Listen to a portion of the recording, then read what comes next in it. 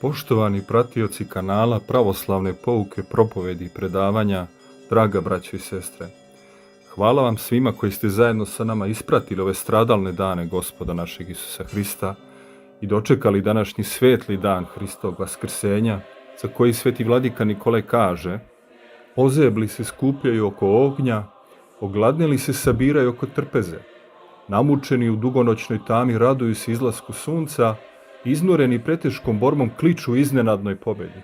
O vaskrsli Gospode, kako si vaskrsenjem tvojim postao sve svima. O prebogati care, kako si jednim tvojim darom napunio sve prazne ruke pružene k nebu. Raduje se nebo, raduje se i zemlja. Raduje se nebo kao što se majka raduje kada hrani svoju ogladnelu decu.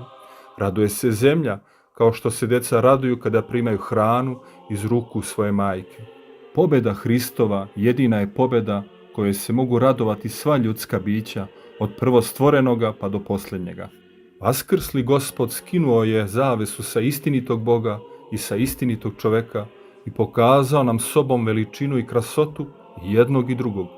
Niko ne može poznati istinitog Boga osim kroz vaskrslog Gospoda Isusa, niti ko može poznati istinitog čoveka osim kroz njega jedinoga. Hristos vaskrse, braćo i sestre, vaskrsenjem svojim Hristos pobedi greh i smrt, sruši mračno carstvo satansko, oslobodi zarobljeni rod ljudski i razlomi pečat najvećih tajni Boga i čoveka.